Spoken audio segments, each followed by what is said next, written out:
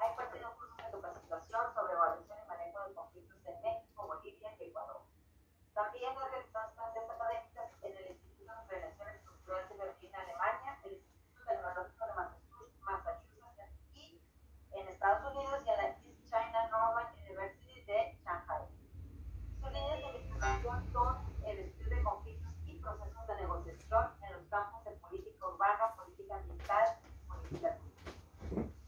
Cuenta con innumerables publicaciones, tanto de artículos como capítulos de libros y libros de autor. En esta ocasión, nada más les vamos a presentar el libro que nos ocupa, que se llama Extraterrenal, cómo hacerse una casa con o sin ayuda del gobierno, que está recién salido del horno y fue publicado por la Academia Jalisciense de Ciencias. Entonces le damos la palabra al doctor Verduzco para que nos haga la presentación de su libro. Le recordamos que tiene media hora para la presentación y 15 minutos en caso de que quieran preguntas de nuestro grupo. Adelante, doctor. Bueno, pues buenas tardes. Muchas gracias por haberme invitado a esta presentación. Gracias a los amigos organizadores y presentadores. Y para más o menos acelerar el tiempo, pensé que lo más afortunado sería plantearme yo mismo una serie de interrogantes que cualquier persona que lea el libro puede ser que tenga, incluso después de leer el libro. Entonces, lo primero que todo el mundo le gustaría saber es por qué se llama extraterrenal y cómo hacerse de una casa con o sin ayuda del gobierno, pero lamentablemente esa pregunta no la voy a responder. Más bien voy a responder, espero que se responda sola al final. Más bien voy a responder las preguntas que me planteé para esta presentación. La primera de ellas es, ¿por qué escribí un libro como este en tiempos de pandemia con 760 páginas en versión impresa y digital en un mundo donde todo el mundo escribe trabajos más pequeños, más puntuales y más enfocados al análisis de una situación particular? Y bueno, más que nada mi respuesta a ese interrogante es porque siempre he vivido intrigado desde que me empecé a interesar por estos temas urbanos, de política pública, etc. Siempre he vivido intrigado respecto a lo que el Estado y otros actores hacen para mejorar la condición humana en el sentido más básico, que es la manera como vivimos en nuestras casas o en nuestros barrios o en nuestras ciudades, ¿no? Entonces, pues quería explicarme a mí y quería hacer una explicación extensa sobre esta situación y al mismo tiempo quería reutilizar resultados de diversas investigaciones que he estado haciendo a lo largo de mi historia como académico, que básicamente se han centrado en los temas de políticas urbanas, políticas ambientales, sobre todo en el tema de evaluación de impactos ambientales y sociales, y el análisis de ciudades turísticas para distintos fines, ¿no? Y bueno, también para retomar un poco de la experiencia personal, porque una de las cosas que quiero decir es que el curso también tiene el fin práctico de ayudarme a la docencia. Y luego pues hablaría un poco al respecto de eso si es necesario, ¿no? Una vez que planteo esto, pues la segunda pregunta era qué estructura darle al trabajo, ¿no? Y pues en primera instancia la intención era que tuviera los capítulos suficientes con los temas necesarios para cubrir los diversos objetivos de un curso sobre políticas de uso de suelo y vivienda a nivel licenciatura y pues incluso podría utilizarse a nivel preparatoria o como referencia para doctorado, pero no lo ofrezco para ese fin. Por lo tanto, pues tiene 17 capítulos el libro que tratan temas que van de la revisión de la regulación de uso de suelo, el ordenamiento, la evaluación de impactos, el manejo de las herencias inmobiliarias, ese tipo de cosas, ¿no? También quería que tuviera un contenido discursivo y visual para invitar al debate a estos temas a todo aquel que, como dice en la contraportada del libro, esté por tomar decisiones importantes respecto a su vivienda, ¿no? Comprar, vender, rentar, remodelar, etcétera. Y que creo que en el medio académico hemos dejado abandonado. Las personas que no van a la universidad o no van a los centros de investigación, las tenemos desde el punto de vista académico como ignoradas del debate público porque no producimos grandes cosas para ellos. no producimos prácticamente nada para ese público. Y yo quería que mi trabajo sirviera a ese noble fin. Ya sabemos que nadie lee nada, pero esa es otra historia. Entonces, la pregunta operativa era cómo resolver esta dicotomía de objetivos, que sea para fin académico y al mismo tiempo para fin discursivo amplio, y alimentar el debate público y poder invitar a los lectores a preocuparse más por su vida en las ciudades y en su casa, ¿no? Bueno, adopté una estrategia que al final me sirvió, pero fue difícil porque lo primero que puse en la bandeja fue la idea de desarrollar un enfoque que yo acá llamé análisis crítico del consenso discursivo, porque me interesa mostrar que todos nosotros tenemos una idea de lo que es una buena casa, lo que es un buen barrio y una buena ciudad para vivir, pero nunca casi nos preguntamos cómo fue que construimos esa idea, sino que más bien actuamos y operamos y no nos detenemos a reflexionar sobre eso. Eso no sería tan malo si esa visión de lo que es una buena casa, un buen barrio y una buena ciudad la tuviéramos los ciudadanos simples. El problema es que también la tienen los tomadores de decisiones, tanto en el ámbito público como en el ámbito privado. Y el asunto es que casi nunca se cuestionan de dónde sacaron esas ideas, cuáles son las implicaciones de utilizarlas para tomar decisiones en el ámbito público y privado, y cuáles son las consecuencias sociales en el largo plazo que echar a andar tales ideas puede tener. Entonces, por otro lado, y esto sí ya es mucho más teórico y no quisiera abundar mucho en eso acá, pero quería resolver este problema de que cuando pensamos en nuestras decisiones sobre suelo y vivienda, operamos en tres escalas de análisis del objeto de estudio, ¿no? La escala individual, es decir, la persona común y corriente, como cualquiera de nosotros, que toma decisiones cotidianas sobre suelo y vivienda. El contexto institucional, político, regional, local en el que opera, y los procesos estructurales más amplios. Entonces, la idea acá era plantear que todo lo que hacemos debemos analizarlo en un contexto determinado que forma parte de un megaproceso. Ahora con lo del COVID, pues como que más claro nos quedó a todo el mundo que efectivamente lo que hacemos en nuestra casa o fuera de ella en realidad tiene implicaciones globales y viceversa. Pero eso es porque estamos ante el más grande experimento de la historia de la humanidad en términos sociales, yo creo.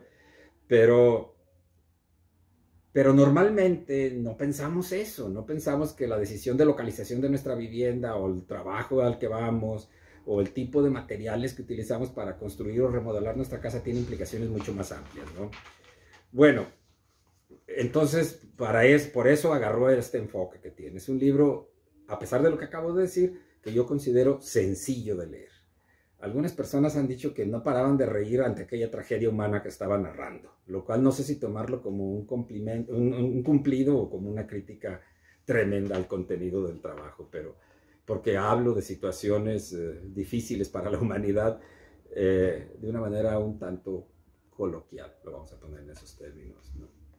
Otra pregunta que cualquier lector de este libro podría hacerse es: ¿qué tanta confianza tengo yo como autor? ¿Y qué tanta confianza debe tener todos los ciudadanos como habitantes de la ciudad, como personas que toman decisiones, en el Estado como un socio para que me ayude a tener una mejor vivienda? Bueno, pues ante eso es muy evidente desde el principio del trabajo y a lo largo del mismo que el Estado es un socio inestable. Y de hecho está planteado en el título, por eso en parte hablo de con o sin ayuda del gobierno, ¿no? Que el Estado, y el gobierno con sus múltiples aparatos son socios relativamente inestables cuando un ciudadano o una familia busca acceder a suelo y vivienda, y que por lo tanto deberíamos de estar más atentos a cómo es que se hacen las políticas públicas. El trabajo sí se mete de ahí una manera un poco disimulada a entender la estructura y el procedimiento de la hechura de políticas en el caso de suelo y vivienda, y alerta al posible lector a considerar que debería estar más preocupado por ese proceso en particular, ¿no?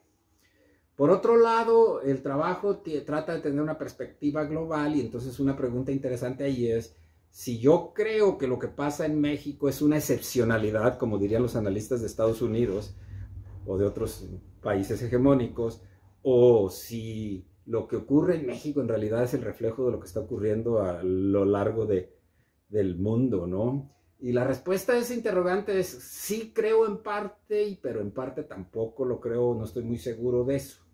Digo que sí, porque de alguna manera creo que en el país hemos construido algo que, aunque sea burdamente, podríamos llamar la identidad habitacional nacional. Y no voy a abundar mucho en el trabajo, qué es esto que estoy entendiendo como identidad habitacional nacional, pero creo que se compone de por lo menos 5 elementos visibles, bueno, unos no tan visibles.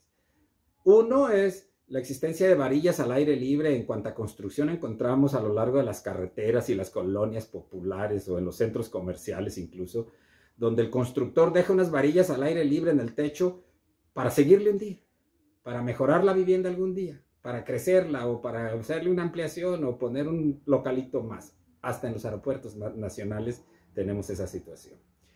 La idea de que existen miles de fincas y baldíos y espacios públicos abandonados como otro elemento de nuestra identidad. La insistencia en el uso de muros de protección, las prácticas destructivas del patrimonio y el ambiente, y recientemente en los últimos 10, 20 años, creo que lamentablemente hemos agregado a esta identidad habitacional la proliferación de fosas clandestinas, como la última morada, ¿sí? Y no creo que es muy excepcional lo que pasa en México, porque cuando vemos qué es lo que pasa en el mundo y lo que ha pasado en la historia de la humanidad, creo que hay una tendencia global de transformación habitacional por la que cruzan diversos procesos o que están tejidas sobre varios procesos como son el control político, la desigualdad social o el manejo de los impactos ambientales de nuestras decisiones. Por otro lado, es evidente, no importa en qué país estemos haciendo un análisis de este tipo, que las decisiones que se toman a nivel de suelo y vivienda tienen que ver con una construcción discursiva que se nutre tanto de la cultura popular como de la religión, de las propuestas que hacen los expertos y de los intereses políticos que hay por ahí operando, ¿no?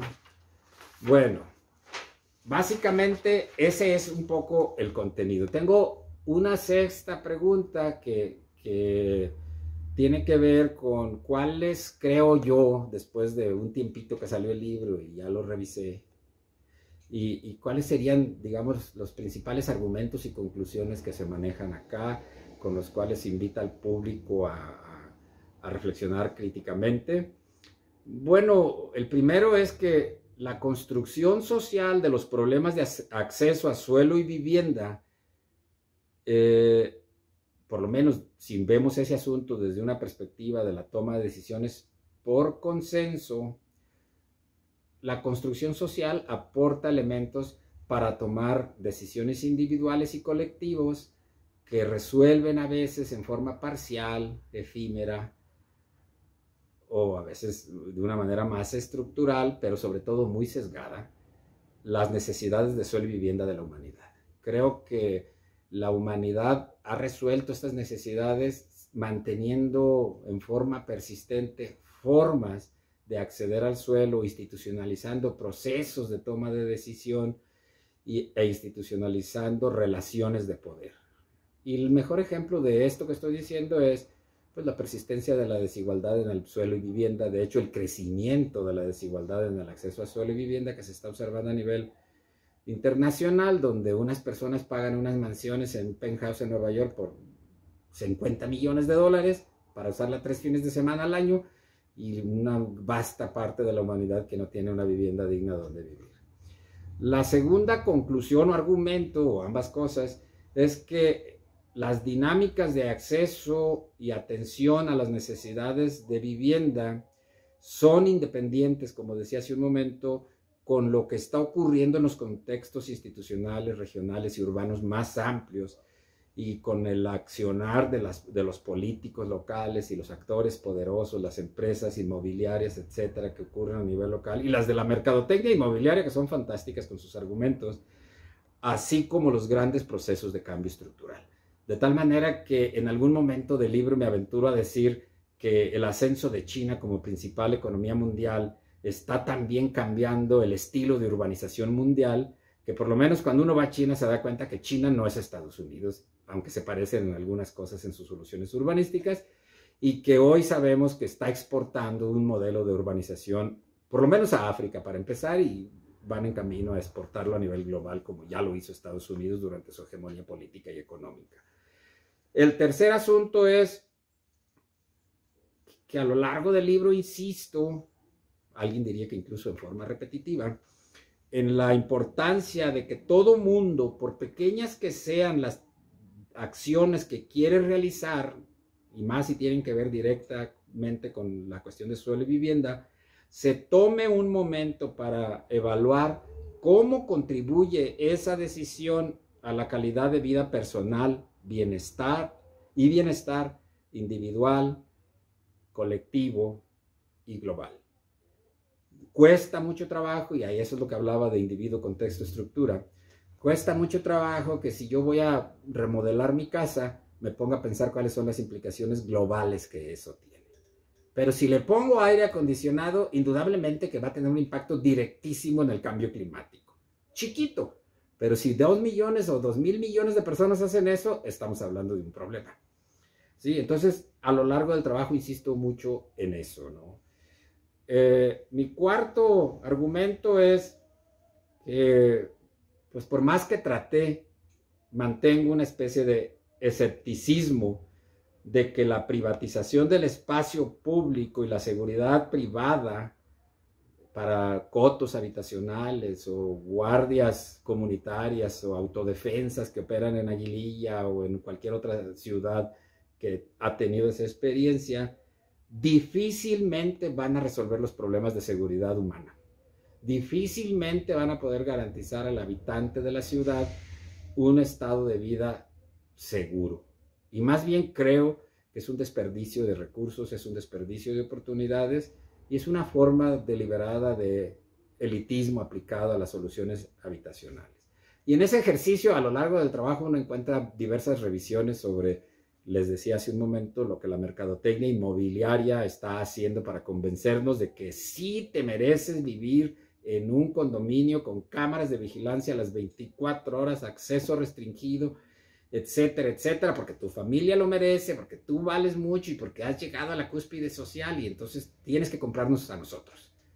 Y bueno, nadie nos dice que luego un día va a llegar la Marina, como acaba de ocurrir aquí en la zona metropolitana de Guadalajara, y va a llegar con helicópteros por los techos y no le piden acceso a la pluma de entrada y bajan a buscar quién es tu vecino. Pero esa es otra historia que tampoco queremos contar acá. Y finalmente, pues yo diría que mi trabajo ahí, modestia aparte, es una invitación deliberada a que todo el que lo lea reflexione críticamente cómo es que como sociedad hemos logrado construir y mantener un discurso que alimenta la hechura de soluciones de vivienda, soluciones urbanísticas, que nosotros podemos pensar que son innovadoras, pero que en realidad están reproduciendo prácticas que hemos observado en la antigua Grecia, en Roma. Hay una sección en el trabajo que se llama de cómo las autodefensas se inventaron en Roma, en Babilonia, y cómo se observan similitudes de procesos en contextos distintos en este momento en China, en los países nórdicos, en África, en Brasil, en México, en Estados Unidos, etc. Entonces, el libro está pensado más que nada para estimular un debate. En el plano más académico está diseñado para que los alumnos que toman un curso, que llevan el libro, se planteen, y más si es como el caso en el que yo enseño, donde los alumnos no necesariamente vienen de programas sobre planeación urbana, estudios urbanos o cosas por el estilo, sino que tengo contadores, administradores, etcétera, para que los alumnos se planteen que el análisis de las políticas de uso de suelo y vivienda es algo que nos compete a todos los ciudadanos, no solamente a los analistas académicos, sino al simple habitante que está por tomar una decisión que va a afectar su vida a lo largo de la historia de su familia, y que puede resultar en conflictos incluso internos en la familia, como ocurre por ejemplo con las herencias, y que por lo tanto debe revisar críticamente sus decisiones. Y no estoy pidiendo que se arme una revolución, simplemente que se tenga una posición más crítica a la hora de tomar estas decisiones. No cuesta mucho trabajo, y eso lo recalco a lo largo del libro, echarse una visita al barrio en el que nos interesa irnos a vivir para darnos cuenta si es realmente lo que nos conviene. Hacer una evaluación cómo es la relación con la familia, si me conviene irme de mi casa o regresar a mi casa, según sea el ciclo de vida del que estoy viviendo. Y al final del día, pues preguntarse si lo que el Estado está haciendo en los distintos órdenes de gobierno, en el caso mexicano, federal, estatal o municipal, es realmente lo que necesitamos. Una parte discursiva de mi trabajo es contradecir a Cristina Pacheco con su programa Aquí nos tocó vivir, para decir que no tenemos por qué conformarnos con que aquí nos tocó vivir. O si ya no nos queda otra y podemos seguir viviendo donde nos tocó vivir, lo que podríamos hacer es transformar el lugar donde nos tocó vivir. Y para poder hacer esto, pues recurrí a cuanta fuente se me puso enfrente, de la religión, de la música popular, de las películas, de los expertos en economía urbana y los expertos en políticas públicas. Y lo que salió fue extraterrenal.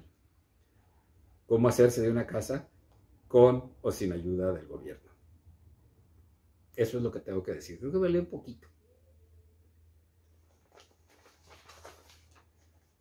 Muchas gracias, Rocío. Muy interesantes sus reflexiones sobre el libro que acaban de publicar. Ya me gustaría preguntarles si tenemos alguna participación aquí de los asistentes antes de pasar a la presentación.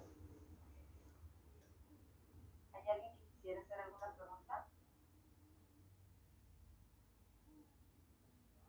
Pueden encender sus micrófonos si desean hacer alguna pregunta. ¿Sí?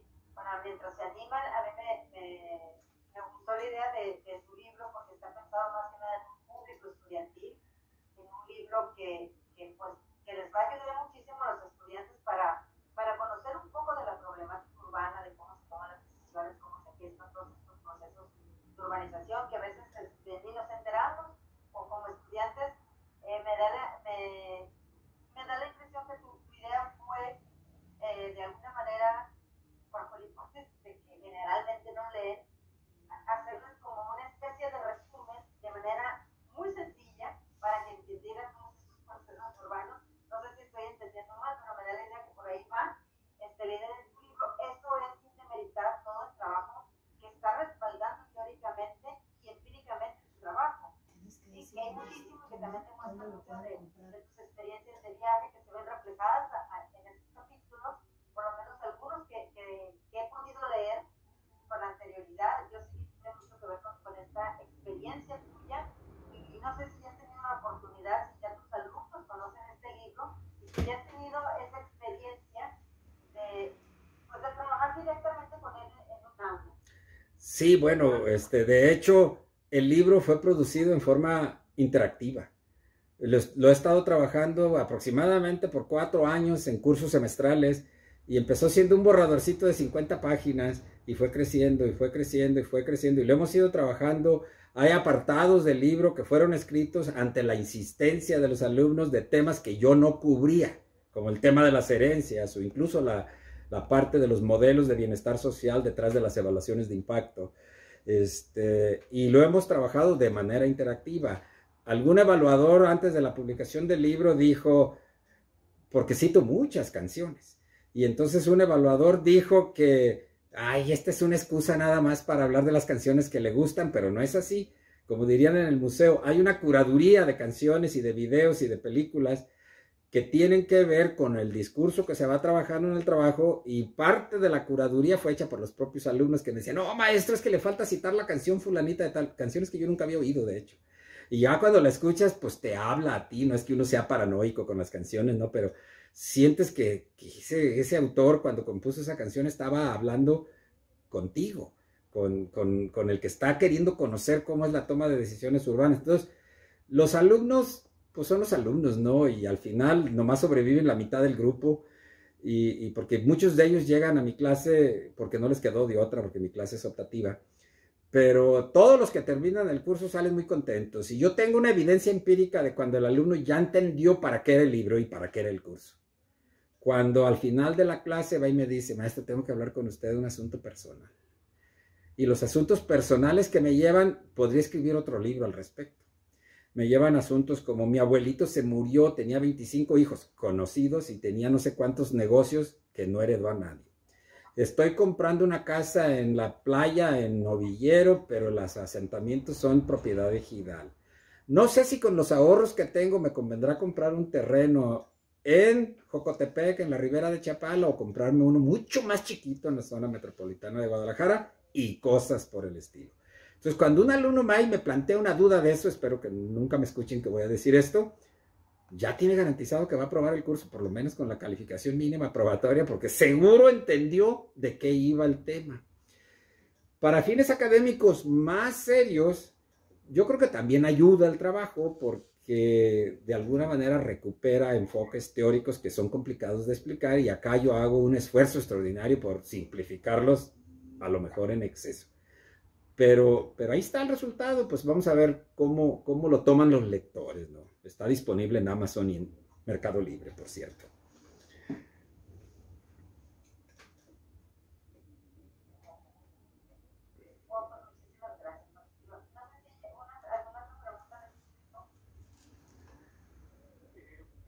Sí, me gustaría tomar la palabra. Buenas tardes. Hola, Manuel. Gusto y felicidades por el trabajo y el tema, muy interesante.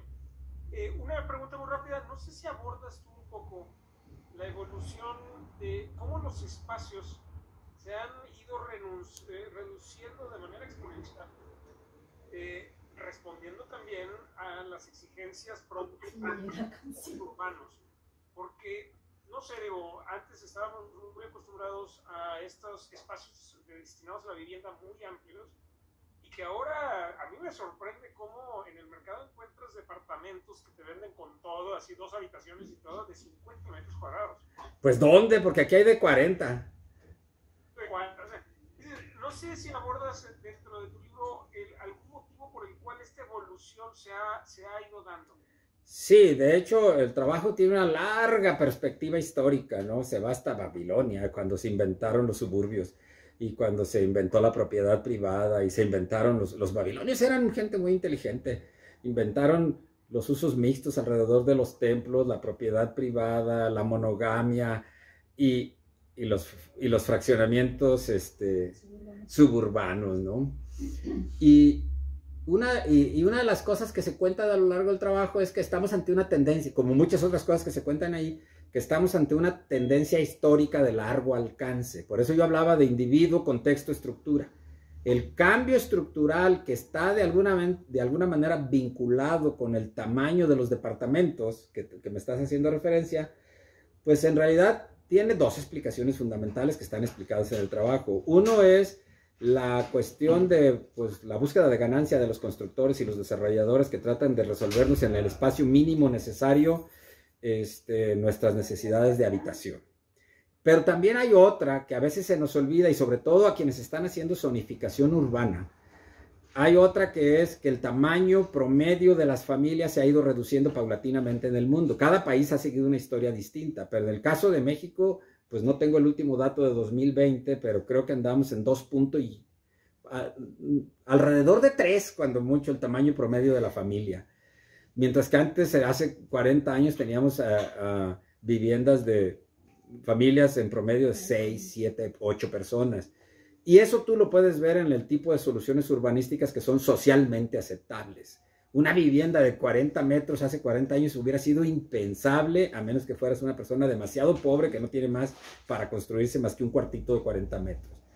Pero lo que también se resalta acá es la idea de que estas transiciones históricas donde la vivencia personal no necesariamente coincide con la transformación del barrio y menos aún con el proceso estructural, es fuente de múltiples conflictos que tienen que ver con cómo a distinta escala interpretamos lo que está pasando. Entonces, por ejemplo, yo en Guadalajara vivo en un barrio con casas grandes que se pobló en los años 60, finales de los 60 y 70, y que ahora es un subcentro de la ciudad y está pasando por esta transformación, gentrificación, que en este caso no es tal, pero sí una transformación del espacio urbano, en el que una finca de 700 metros cuadrados de terreno ahora es un edificio de 30 pisos.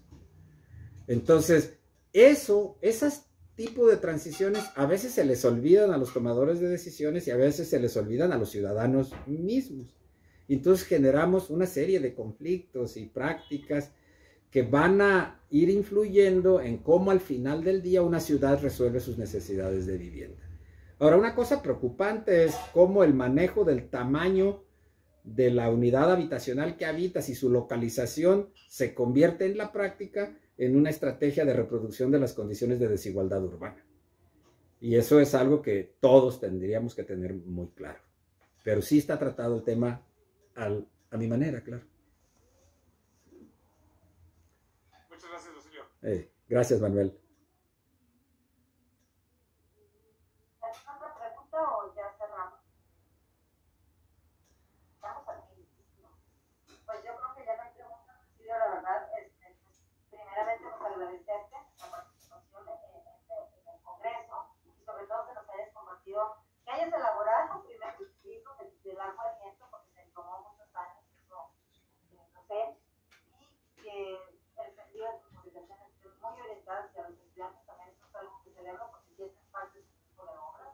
Ojalá que todos tuviéramos la oportunidad también de escribir así, involucrando a los estudiantes de manera tan interactiva como lo hiciste para encontrar sentido y forma a todos estos conocimientos que tú tienes. Muchísimas gracias. Te agradezco enormemente tu participación. Te haremos llegar tu constancia a tu correo y sin más, pues le vamos a dar la palabra aquí a nuestro colega y amigo Francisco Segura, quien le tocará coordinar el siguiente libro. Muchísimas gracias a todos. Bueno, pues yo nomás quería agregar que les agradezco la invitación y el tiempo y la oportunidad de presentar esto, y pues aquí seguimos en el evento. Gracias.